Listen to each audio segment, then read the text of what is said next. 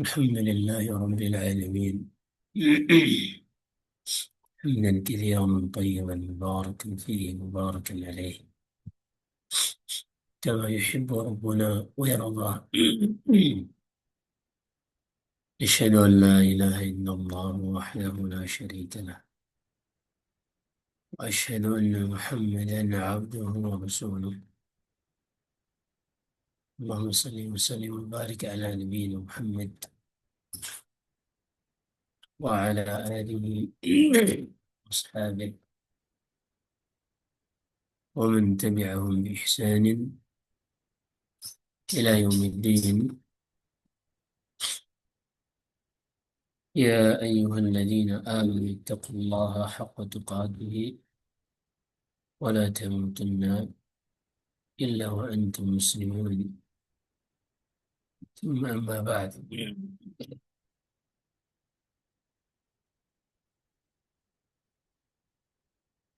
يوم رحمة الله سبحانه وتعالى kita lanjutkan pembahasan kitab fiqih Asmaul Husna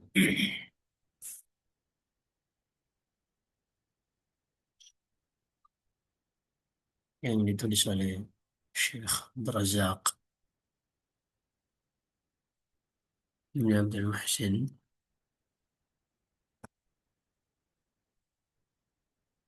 Al-Badr Hafizahullah.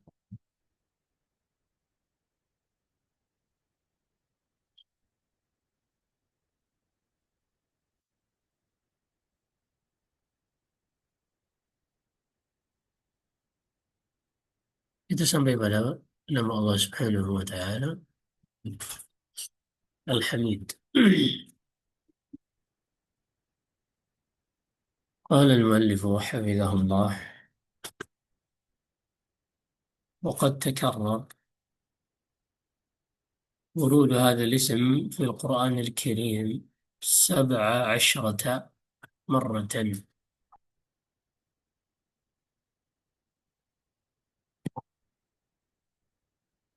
Nama Allah Subhanahu wa Ta'ala ini disebutkan di dalam Al-Quran pada 7 tempat. Qala Allah Ta'ala: Ya ayyuhalladzina amanu أو يا أيها الناس أنتم الفقراء إلى الله والله هو الغني الحميد. Kata Allah Subhanahu wa Ta'ala, wahai sekalian manusia, sesungguhnya kalian semua butuh kepada Allah, membutuhkan Allah, tidak bisa hidup tanpa Allah. Wa huwal ghani al-hamid, dan dialah Allah yang maha kaya, tidak butuh dengan selainnya, lagi maha terpuji. Lagi maha terpuji.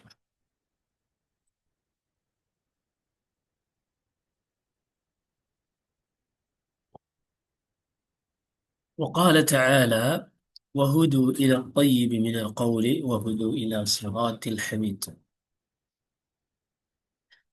Allah mengatakan, wahudu, berjalanlah kalian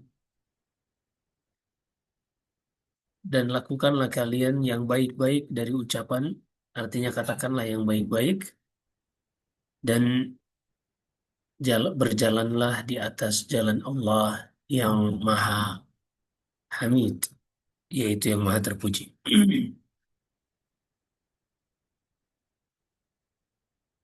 وقال تعالى: واعلموا أن الله غني حميد. Dan ketahuilah bahwasanya dialah Allah Subhanahu wa Ta'ala yang maha kaya dan terpuji. وقال تعالى: ومن يشكر فإنما يشكر لنفسه ومن كفر فإن الله غني حميد. Dan Allah berfirman, siapa saja yang bersyukur, hakikatnya dia bersyukur untuk dirinya sendiri, kebaikannya untuk dirinya sendiri. wa man kafar, dan siapa saja yang kufur, maka ketahuilah Allah tidak butuh dengan orang tersebut karena dia maha kaya, tidak butuh kepada selainnya, dan dia maha terpuji hamid. Ay, alladhi lahul hamdu. Makna kata hamid ini yaitu dialah yang memiliki segala pujian. Al-mahmud fi dzatih, yang terpuji pada zatnya. Wa asma'ih, pada nama-namanya. Wa sifatih, pada sifat-sifatnya. Falahu minal asma'i ahsanuha. Seluruh nama-nama Allah itulah nama-nama terbaik. Dan seluruh sifat-sifatnya sifat-sifat yang paling sempurna. Falhamdu awsa'us sifati wa a'ammul falhamdu awsa'us sifati wa a'ammul madaih. Dan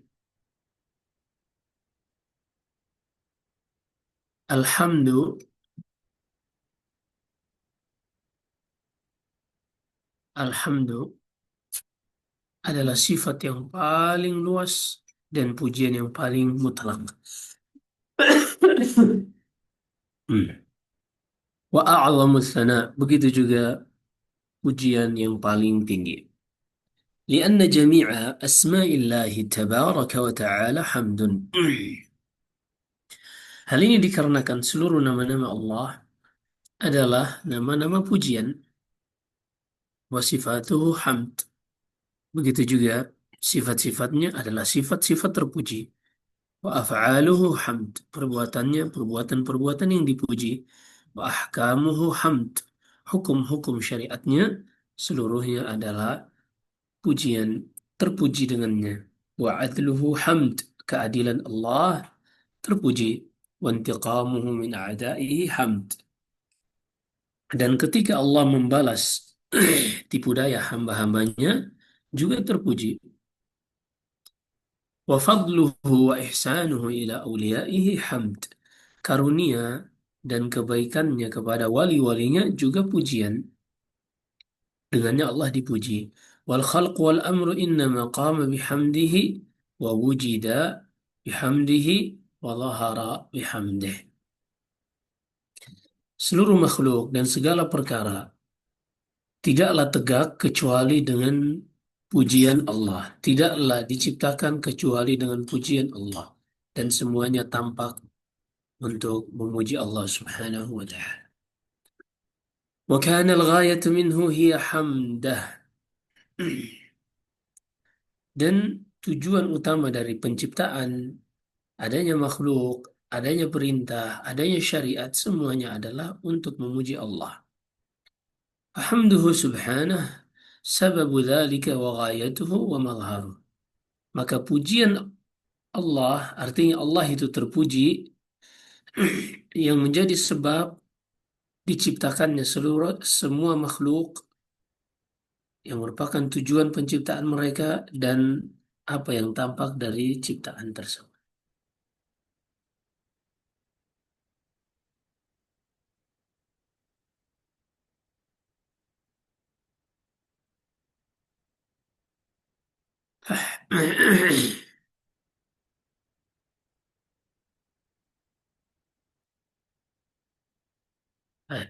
Alhamduhu ruhu kulli syai. Maka pujian kepada Allah itulah inti dari segala sesuatu. Wa qiyamu kulli syai'in bihamdih. Dan tegaknya segala sesuatu itu dengan pujiannya. Wasarayanu hamdihi fil mawjudati. Dan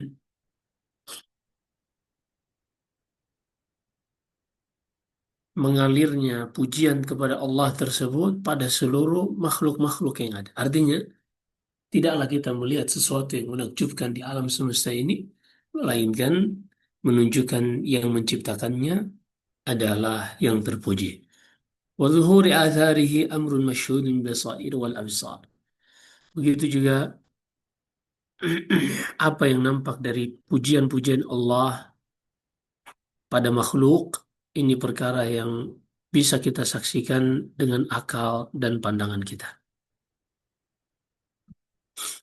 Qala Syekhul Islam Ibn Taimiyah rahimahullah, berkata Syekhul Islam Ibn Taimiyah, wa aidan fa inna Allah subhanahu akhbara annahu lahul hamd. Dan Allah juga mengabarkan bahwasanya dialah miliknya segala pujian. Wa annahu hamidun majid. Dan dia adalah yang terpuji lagi terhormat. Wa anna lahul hamda fil ula wal akhirah. Dan bahwasanya miliknya lah segala pujian di dunia dan di akhirat. Walahul hukum, dan miliknya lah segala hukum. Wa nahwu dzalika min anwa'il mahamid, dan juga perkara-perkara semisalnya dari jenis-jenis pujian kepada Allah. Walhamdu naw'an. Perlu kita ketahui pujian kepada Allah atau alhamdu itu terbagi dua. Hamdun ala ihsanihi ila ibadihi wa huwa minasyukur. Yang pertama adalah pujian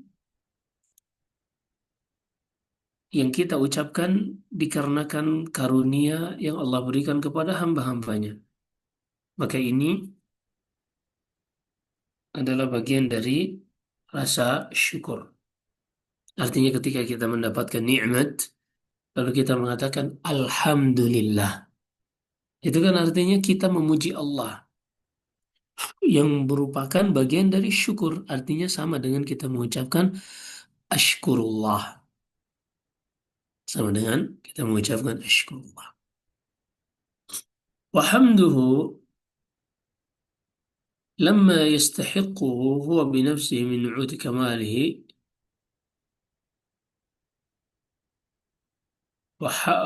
نعم. وحمد إن kedua حمد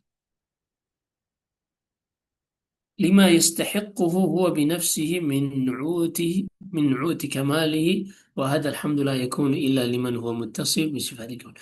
Kemudian pujian yang kedua, kalau ini tadi pujian yang pertama, pujian yang kedua, pujian yang hanya Allah yang berhak memilikinya dikarenakan kesempurnaan sifat-sifatnya. Ketahuilah pujian seperti ini tidaklah berhak ada yang mendapatkannya kecuali yang memiliki sifat sempurna. Yang memiliki sifat sempurna.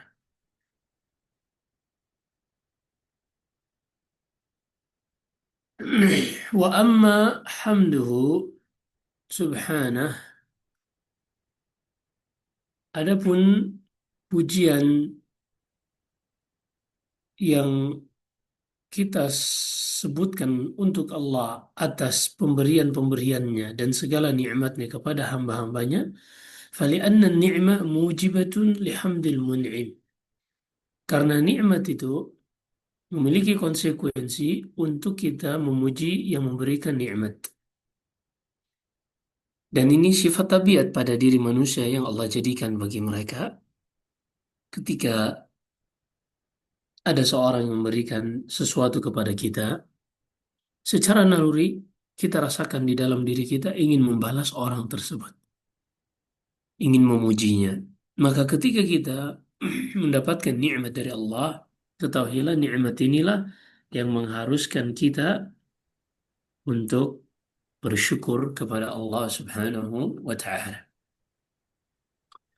Fan-ni'amu kulluha min Allah. Karena seluruh nikmat datangnya dari Allah, maka hanya Allah yang berhak untuk kita syukuri dan puji. Wa hadha an-naw'u min al-hamdi mashhudun lil khaliqati barriha wa fajiriha. Dan jenis pujian ini bisa kita lihat dengan mata kepala kita sendiri, diterima oleh makhluk, baik makhluk yang baik ataupun makhluk yang pelaku maksiat. Mu'miniha wa kafiriha, baik hamba yang beriman ataupun hamba yang kafir. Min jazil mawahibihi wa sa'ati ataya wa karimi ayadih wa jamili sana'i'ih. Ini semuanya kita rasakan, yang baik maupun yang buruk dari kalangan manusia, begitu juga yang mukmin atau yang kafir, mereka selalu mendapatkan anugerah dari Allah, luasnya pemberian Allah, mulianya sifat memberi dari Allah Subhanahu wa taala. Begitu juga keindahan-keindahan ciptaannya dan kebaikan kemuliaannya kepada hamba-hambanya.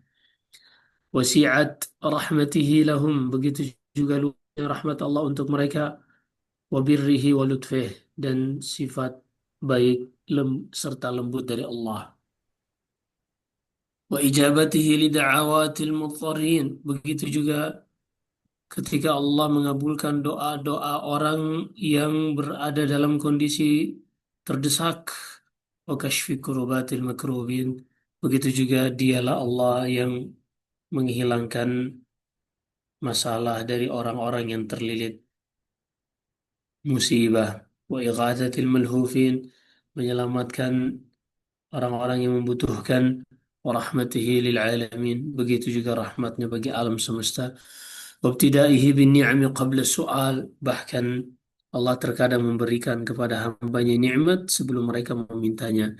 Wa min ghairi istihqaq, bahkan terkadang manusia tidak memiliki sebab untuk mendapatkan nikmat tersebut, tidak berhak untuk mendapatkan nikmat tersebut, tapi Allah yang memberikannya untuk mereka. Itu semua semata-mata karena karunia-Nya, kebaikannya, dan pemberiannya. Begitu juga Allah Subhanahu wa taala menghilangkan ujian dan bala, padahal ujian dan bala tersebut telah ada sebab-sebabnya pada manusia, namun Allah Subhanahu wa taala memalingkan dari mereka untuk tidak terjadi.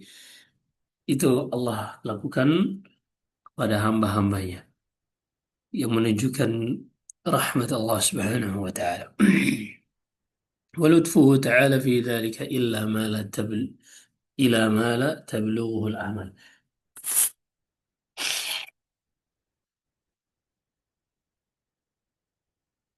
Begitu juga kebaikan-kebaikan Allah Subhanahu wa taala selain yang kita sebutkan, yang tidak mungkin kita bisa hitung satu persatu.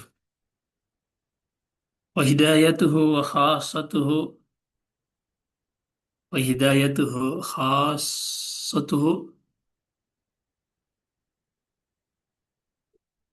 wa ibaduhu ila sabili dari salam. Wa hidayatu khassatahu wa ibadahu ila sabili dari salam.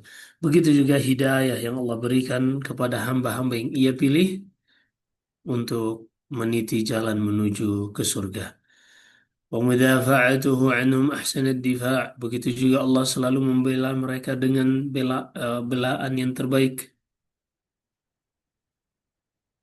Wa himayatuhum minal wuqu'i fil atham. Begitu juga Allah Subhanahu wa taala selalu menjaga mereka agar tidak terjatuh ke dalam dosa. Wa habbaba ilaihimul iman wa zayyanahu fi qulubihim. Allah membuat mereka mencintai keimanan dan menghiasi keimanan itu di dalam hati mereka. Wa karraha ilaihimul kufra wal fusuqa wal isyan. Dan Allah membuat hati mereka benci kepada kekufuran, kepada kefasikan dan kemaksiatan. Allah menjadikan mereka bagian dari orang-orang yang mendapatkan hidayah. Allah bukakan untuk mereka pintu-pintu hidayah. Allah ajarkan kepada mereka sebab-sebab yang dengannya mereka didekatkan kepada ridha Allah dan dijauhkan dari murka Allah, dan juga perkara-perkara lain dari nikmat yang Allah telah berikan yang tidak mungkin bisa dihitung. Begitu juga pemberian-pemberiannya yang tidak akan bisa dijangkau oleh akal manusia.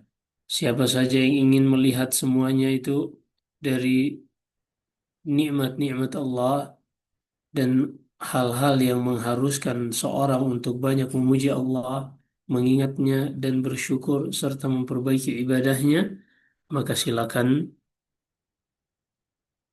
maka silakan dia memperbanyak zikir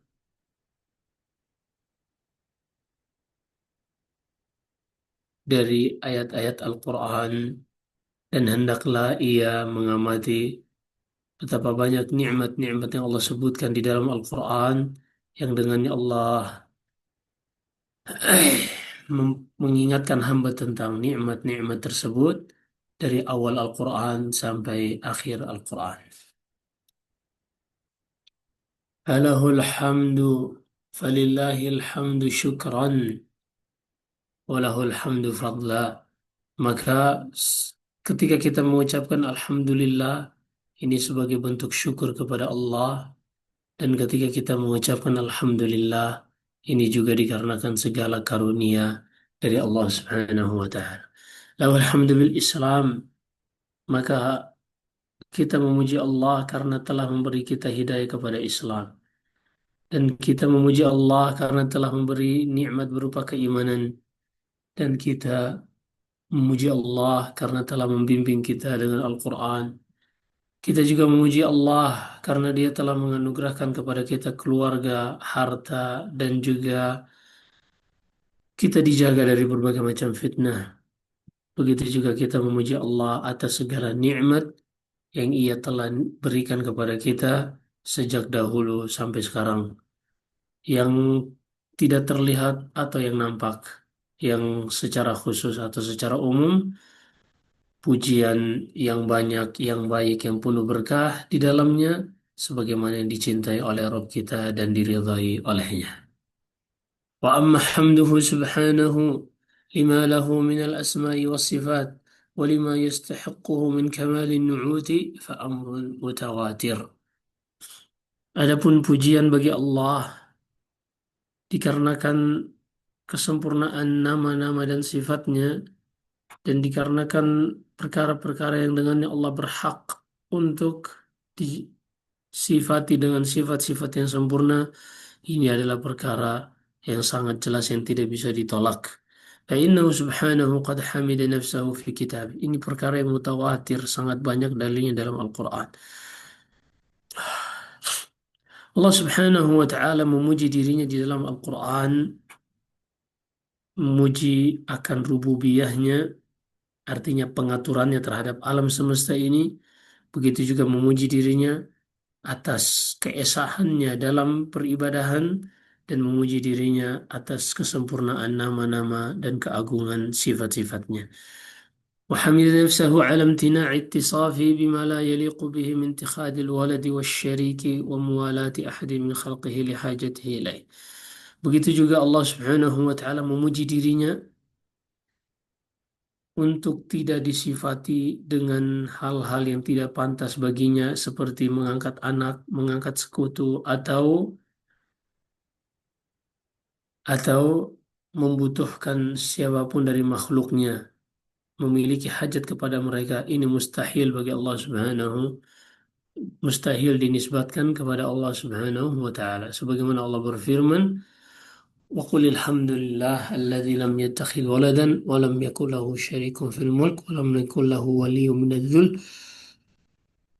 wa kabbirhu takbira. Segala puji bagi Allah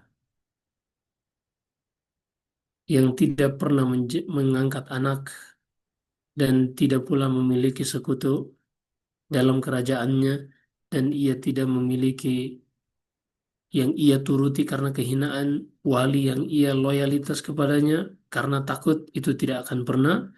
Sebaliknya semuanya tunduk dan butuh kepada Allah. Wa kabbirhu takbira, maka bertakbirlah kepadanya dengan takbir sebenar-benarnya. Wa hamida nafsahu ala 'azamatihi wa kibriyaihi kama qala subhanahu. Dan Allah Subhanahu wa taala memuji dirinya dikarenakan keagungan dan kebesarannya. Seperti firman Allah, walillahil hamd rabbis samawati wa rabbil ardi rabbil alamin. Segala puji bagi Allah, Rabb yang mencipta, mengatur, dan memiliki langit dan bumi, juga seluruh alam semesta ini. Walahul kibriya, dan dialah yang maha besar, segala sesuatu tunduk kepadanya yang ada di langit dan di bumi, dan dialah yang maha perkasa, lagi memiliki hukum dan hikmah, lagi bijak. Wa hamila nafsahu fil ula wal akhirah, dan dia yang memuji dirinya pada kehidupan di dunia ini dan di akhirat kelak. Wa akhbara an sarayanil hamdi fil alamil ulwi was sufli, dan Allah Subhanahu wa taala mengabarkan bahwasanya pujiannya terus mengalir baik di dunia, baik di bumi maupun di langit, baik di langit maupun di bumi. ونبه على ذلك كله في كتابه في آيات عديدة تدل على تنوع حمده. Dan Allah mengingatkan ini dalam banyak ayat di dalam Al-Quran yang menjelaskan tentang berbagai macam pujian kepadanya, begitu juga sebab-sebab pujian untuknya. وقد جمعه الله في مواطن من كتابه وفرقها في مواطن أخرى ليتعرف إليه عباده. Allah Subhanahu wa taala menyebutkan di sebagian ayat Al-Qur'an bahwasanya pujian ini secara umum bagi Allah Subhanahu wa taala. Allah kumpulkan di satu tempat penyebutan ujian-ujian, penyebutan pujian-pujian, begitu juga di beberapa ayat yang lain Allah rinci atau Allah sebutkan di beberapa tempat dalam Al-Quran tujuannya agar hamba-hambanya mengenalnya. وَلِيَعْرِفُوا كَيْفَ يَحْمَدُونَهُ وَكَيْفَ يُثْنُونَ عَلَيْهِ, agar mereka juga mengetahui, yaitu para hamba, bagaimana cara memuji Allah dan bagaimana cara menyanjung Allah Subhanahu wa taala. وَلِيَتَحَبَّبَ إِلَيْهِمْ بِذَلِكَ وَيُحِبُّهُمْ إِذَا عَرَفُوا وَأَحَبُّوهُ وَحَمِدُوهُ, dan agar Allah Subhanahu wa taala menjadikan hal itu sebagai sebab untuk mencintai mereka, karena Allah mencintai mereka jika mereka mengenal Allah, dan mereka pun ketika mengenal Allah akan mencintai Allah dan akan memuji Allah.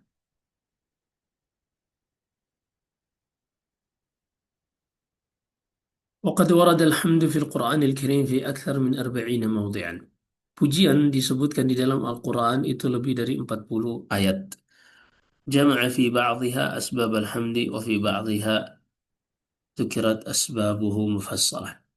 Di sebagian ayat disebutkan sebab-sebab pujian secara umum, dan di beberapa ayat disebutkan sebab-sebabnya secara rinci.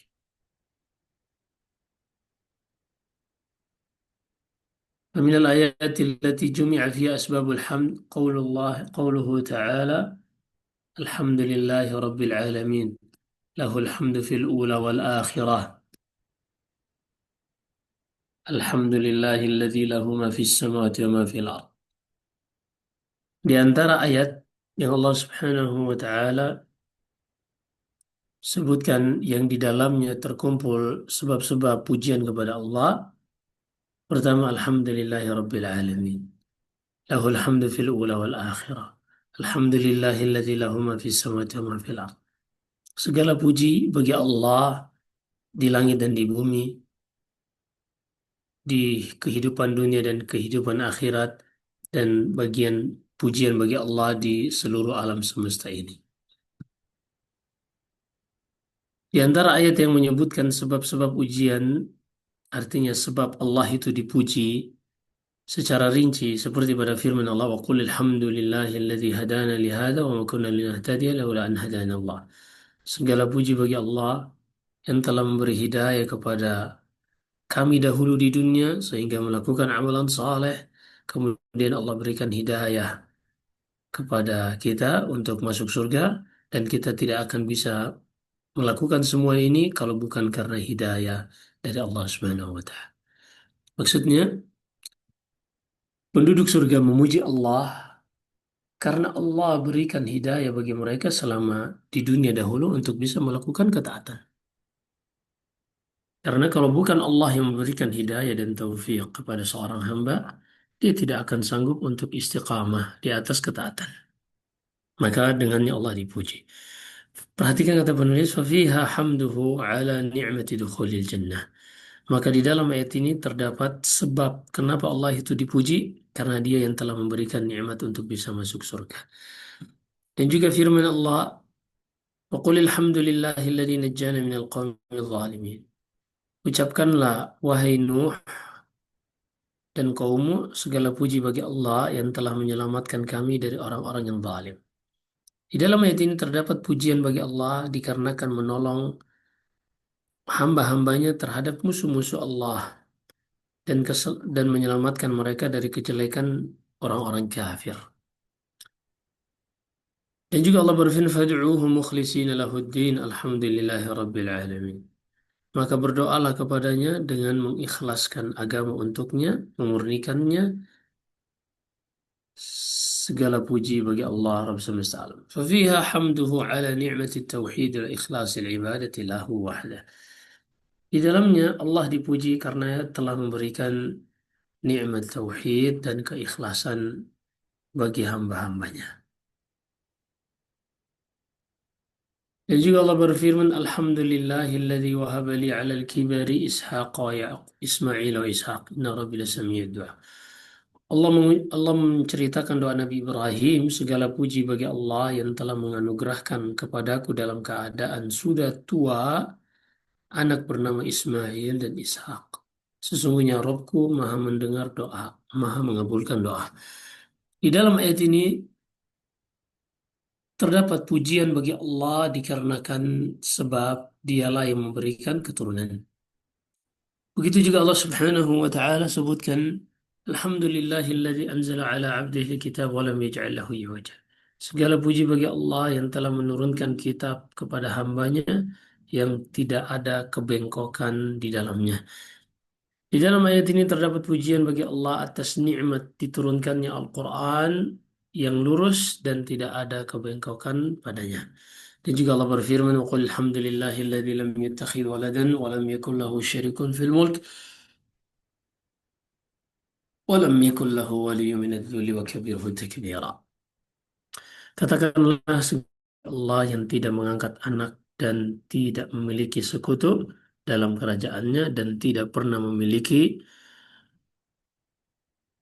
wali yang ia cintai karena butuh kepadanya, bukan, tapi Allah mencintai karena memberikan nikmat kepada wali tersebut. Maka bertakbirlah kepadanya dengan sebenar-benarnya. Di dalamnya terdapat pujian bagi Allah atas kesempurnaan dan keagungannya dan pensuciannya dari segala macam kekurangan dan aib.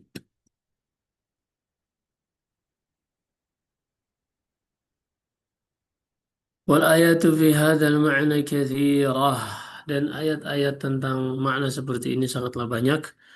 Allah Ta'ala qad iftataha kitabahu bil hamd. Perhatikan Allah membuka Al-Quran ini dengan Alhamd. Yaitu Al-Fatihah. Waftataha ba'da suril Quran bil hamd, dan Allah menjadikan permulaan pembuka awal-awal surat dalam Al-Quran banyak dengan Alhamd. Begitu juga Allah Subhanahu wa Ta'ala memulai penciptaannya dengan pujian Alhamd dan menutup semuanya dengan pujian. Maka hanya miliknya lah segala macam pujian di awal dan di akhir, dan segala syukur yang nampak atau yang tersembunyi hanya milik Allah. Dialah yang maha terpuji, lagi maha agung, maha besar. Nah,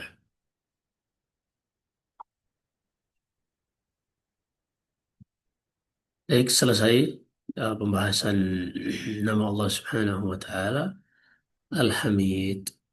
Silakan, wallahu alam kalau ada pertanyaan. Alhamdulillah. Jazakallahu khairan Ustaz atas penyampaian ilmunya. Ah, baik kepada akhwat sekalian, kami buka sesi tanya jawab. Jika ingin bertanya langsung, silakan. Baik, sudah resign, Mbak Wiwin. Wiwin, tafadhali. Ya, jazakillah khair Umun Nur. Assalamualaikum warahmatullahi wabarakatuh. Semoga Ustadz dan keluarga selalu dalam lindungan Allah Subhanahu wa taala dan juga untuk teman-teman yang sudah hadir di sini.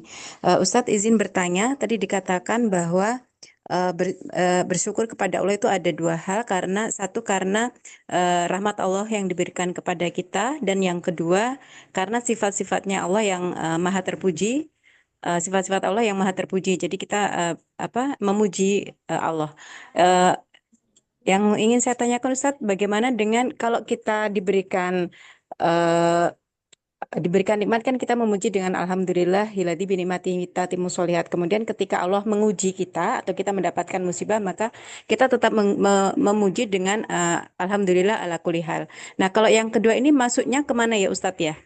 Ketika kita dapat ujian dari Allah, kemudian kita memuji, itu maksudnya kemana Ustadz? Mohon dijelaskan Ustadz, jazakallah khair.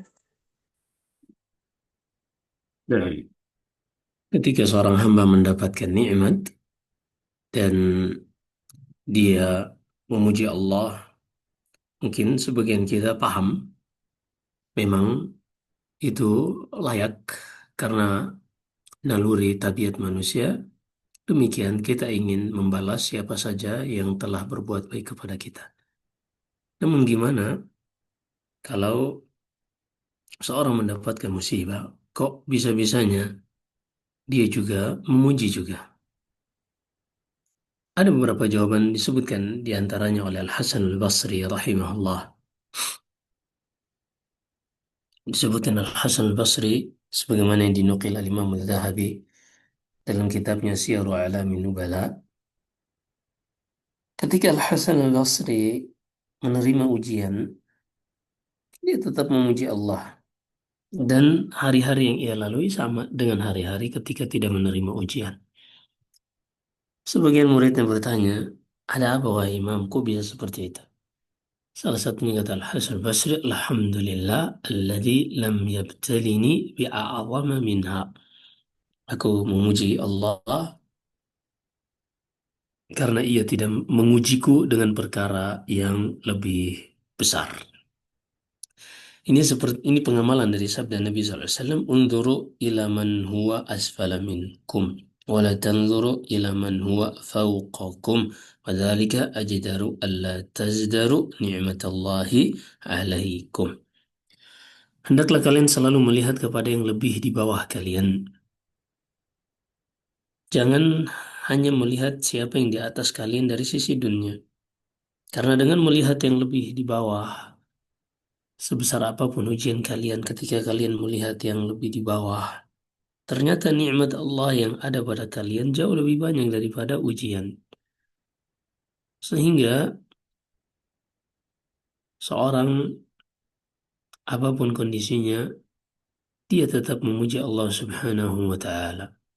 Karena nikmat yang Allah berikan murni mutlak adalah karena karunia Allah.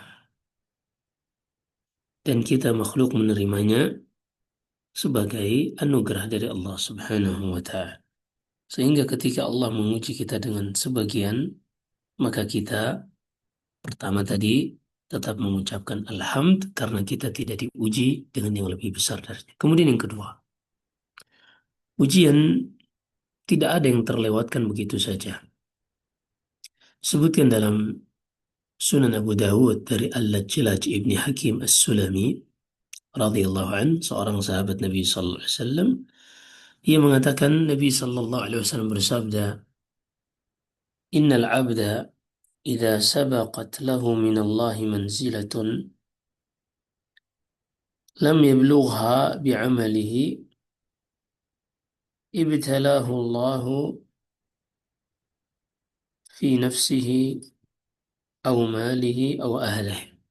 Seorang hamba, jika Allah sudah tetapkan kedudukan yang tinggi baginya di surga kelak, namun amalannya tidak cukup untuk mengantarkannya kepada tingkatan yang tinggi di surga yang sudah ditetapkan untuknya, dan kita tahu Allah menjadikan setiap hasil ada sebabnya. Hamba ini sudah tercatat, dia akan berada pada kedudukan yang tinggi di surga kelak. Tapi ternyata ketaatan yang ia kerjakan tidak cukup untuk mengantarkannya kepada level tersebut, kata Nabi Sallallahu Alaihi Wasallam, maka Allah akan uji hamba ini baik pada dirinya atau hartanya atau keluarganya.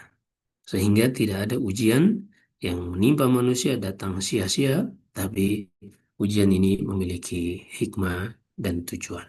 Ini poin yang kedua. Poin yang ketiga, Allah juga dipuji dalam ujian ini karena ujian ini akan mengingatkan manusia sebagai bentuk untuk menahan ambisi manusia, mengingatkan mereka kembali tentang hakikat dunia ini. Seperti ketika kita melakukan kesalahan, ada teman yang menyadarkan, ada teman yang menasihati, tentunya orang yang berakal sehat, dia akan berterima kasih kepada orang yang menasihatinya. Begitu juga Allah Subhanahu wa Ta'ala terkadang memberikan kepada kita musibah dikarenakan sebab kita sendiri, kekeliruan dan dosa kita, kemudian Allah menegur kita dengan musibah, maka Allah tetap dipuji akan hal tersebut. Ini beberapa jawaban dan masih ada lebih dari ini. Wallahu a'lam. Baik, Alhamdulillah, jazakallahu khairan Ustaz atas jawabannya. Semoga dapat difahami oleh penanya. Baik, akhwat, kami buka lagi pertanyaan. Jika ada ingin bertanya langsung, silakan.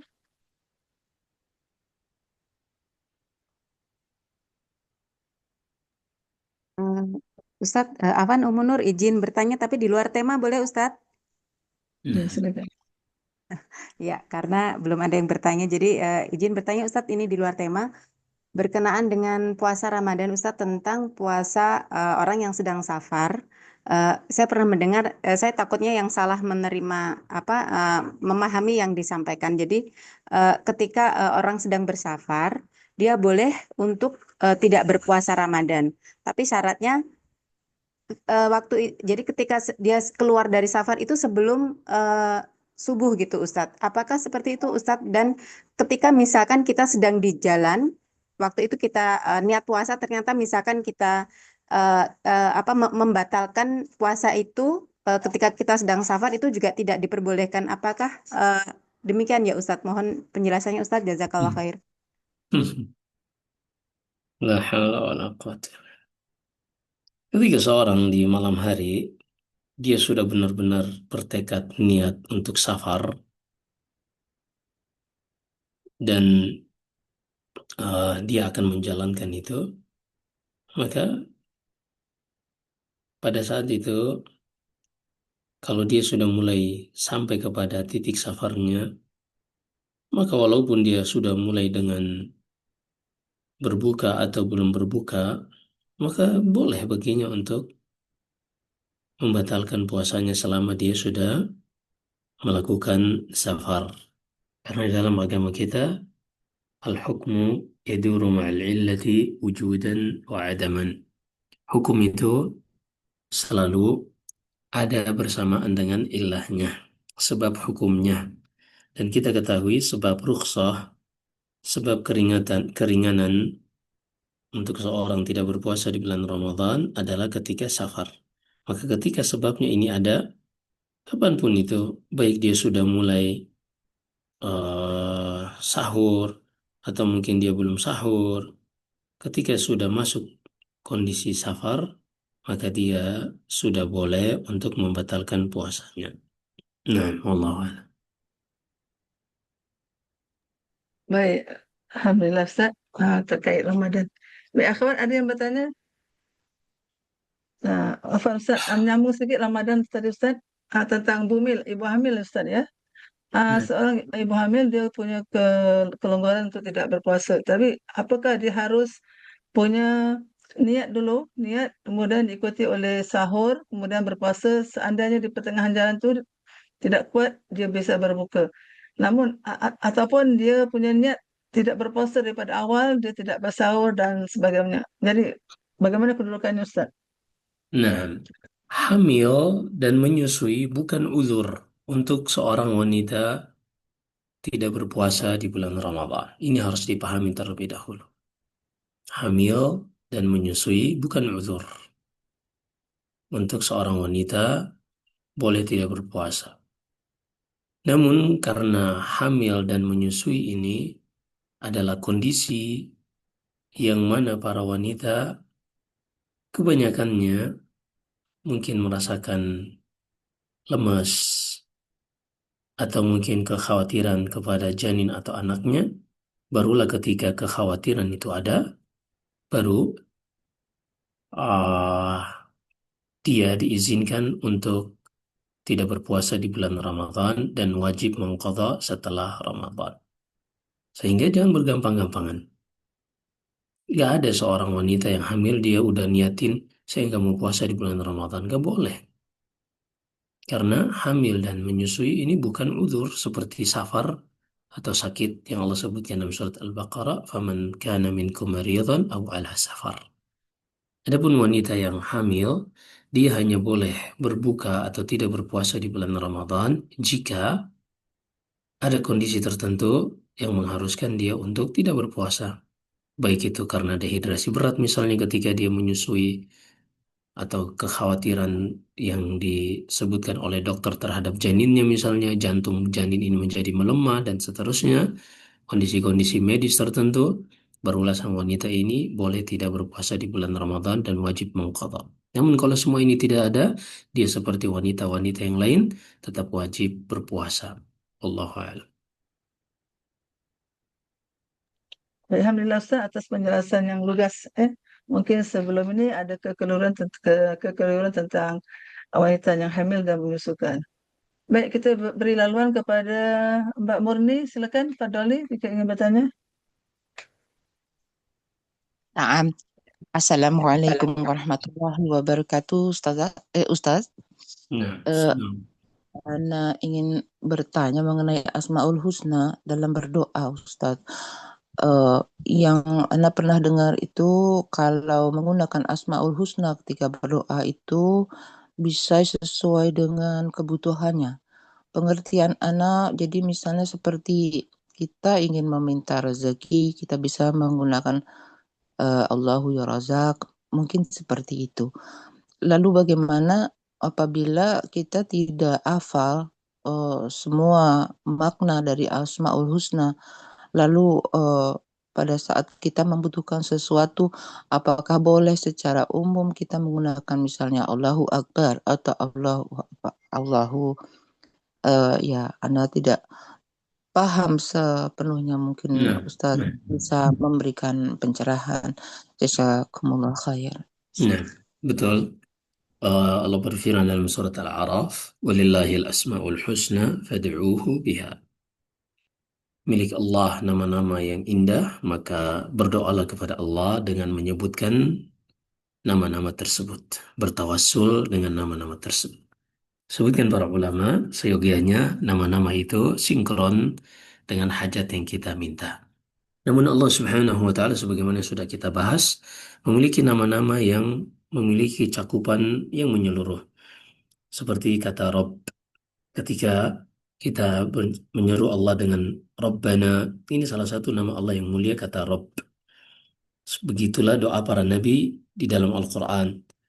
Doa Nabi Ayub, Rabbi anni massani yadur. Doa Nabi Sulaiman, Rabbi habli mulkan. Doa Nabi Ibrahim, Rabbi ja'al hadzal balada aminan, dan seterusnya. Semuanya menyeru nama Allah Rabb, karena nama Rabb ini mencakup seluruh sifat Allah yang rububiyah. Kemudian seorang menutupnya dengan doa innaka antas sami'ul alim. Engkau yang maha mendengar, mengabulkan doa, lagi maha mengetahui. Udah, kalau dia pakai doa ini, cukup insya Allah dengan menyuruh nama-nama ini. Tapi seyogianya seorang muslim dan muslimah tidak mencukupkan diri pada perkara-perkara yang minimalis dalam agamanya, sementara dalam dunia mereka selalu berusaha yang paling terbaik, yang paling optimal.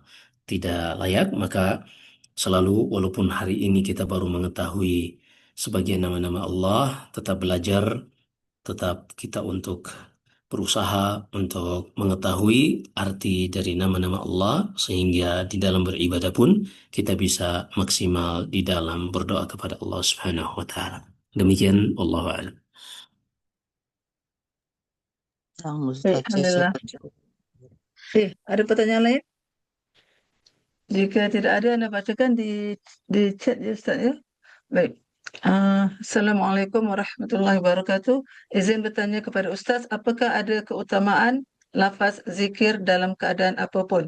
Apakah harus lebih banyak beristighfar saat menyadari lakukan dosa, atau tetap bisa terus berzikir Alhamdulillah, Alhamdulillah dalam keadaan apapun itu? Syukran, jazakumullahu khair. Wabarakatuh fikum Ustaz. Silakan Ustaz.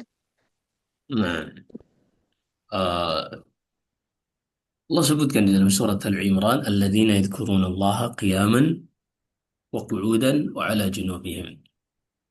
Mereka-mereka yang selalu berzikir kepada Allah, mengingat Allah ketika berdiri, duduk, dan berbaring. Apa maksud berzikir ketika berdiri, duduk, dan berbaring? Inilah semua kondisi manusia. Manusia itu tidak akan keluar dari mereka berdiri, atau duduk, atau berbaring. Tidak ada lagi kondisi yang lain. Artinya mereka yang selalu mengingat Allah pada setiap kondisi dalam setiap keadaan. Ketika seorang melakukan dosa, apakah dia lebih memperbanyak istighfar? Iya, lebih memperbanyak istighfar. Bahkan kalaupun seorang merasa tidak melakukan dosa, dengan dia mengucapkan istighfar, dia telah mengikuti contoh dari Nabi Sallallahu Alaihi Wasallam dalam hadis Abdullah bin Umar. Kata Nabi Sallallahu Alaihi Wasallam, aku setiap hari tidak kurang beristighfar kepada Allah lebih dari 100 kali. Kemudian juga dalam hadis Aisyah, Nabi SAW bersabda, "Tuba liman wajada fi sahifatihi istighfaran katsira." Sungguh sangat beruntung orang-orang yang di hari kiamat kelak mereka mendapati dalam catatan amalan mereka banyak catatan istighfar. Nah, ini secara umum tentang keutamaan berzikir kapan saja dan khususnya istighfar dalam setiap kondisi, dan ketika seorang selesai melakukan dosa dia beristighfar, ini lebih utama dan lebih baik berdasarkan hadis dalam riwayat Abu Hurairah radhiyallahu an, innal abda idza adnaba dzanb nukita fi qalbihi nuktatun sauda. Seorang hamba jika melakukan dosa dititikkan pada hatinya satu titik hitam, dan jika dia bertobat kembali kepada Allah dan beristighfar maka akan dihapuskan titik hitam tersebut. Demikian, Allahu a'lam. Alhamdulillah Ustaz atas jawabannya. Baik akhwat, ada pertanyaan terakhir sama ada Mohon, answer. mohon izin ya, sepertinya. Nah, Ya, gimana Ustaz? nah, mohon izin, kayaknya harus saya ada Baik, baik. bicara Nah, baik Ustaz. Kami setelahnya. maklum Ustaz. Baik, Hmm, kita cukupkan sampai di sini akhwat ya. Semoga dapat pertemuan berikutnya. Jika ada pertanyaan bisa ditanyakan lagi. Jadi mengakhiri majlis Ustaz, jika berkenan untuk nah, menyampaikan beberapa nasihat untuk kami Ustaz. baik, Silakan. baik. Mudah-mudahan kita selalu diberikan hidayah dan taufik oleh Allah untuk memiliki porsi waktu belajar walaupun mungkin online. Karena dengan belajar inilah kita bisa mengetahui apa yang harus kita lakukan dalam kehidupan ini. Bukan hanya mengikuti naluri ambisi keserakahan diri kita, sehingga setiap hari-hari kita dihabiskan hanya dengan bekerja, mengumpulkan harta, memikirkan makanan, kemewahan, dan fasilitas. Tapi ternyata hidup ini lebih kompleks dari itu. Setiap hari kita menyadari usia kita semakin mendekatkan kita kepada penghujung usia kita, maka seyogianya seorang muslim dia lebih bijak, lebih cerdas menghadapi kehidupan ini. Mudah-mudahan taklim yang kita selenggarakan ini walaupun sepekan sekali dan online menjadi sarana untuk kita memanfaatkan sisa-sisa kehidupan, dan juga tentunya banyak taklim-taklim yang lain bersama ustadz-ustadz yang lain. Silakan manfaatkan. Semoga kita semua mendapatkan taufik dari Allah Subhanahu wa taala untuk lebih baik dalam kehidupan ini. Wallahu alam. Jika ada benarnya semata-mata dari Allah Subhanahu wa taala, jika ada kesalahan dan kekurangan dari saya, wa astaghfirullah li wa lakum. Sallallahu alaihi wasallam wa baraka ala nabiyina Muhammad. Subhanakallah wa bihamdik asyhadu an la ilaha illa anta astaghfiruka wa atubu ilaik. Wassalamualaikum warahmatullahi wabarakatuh.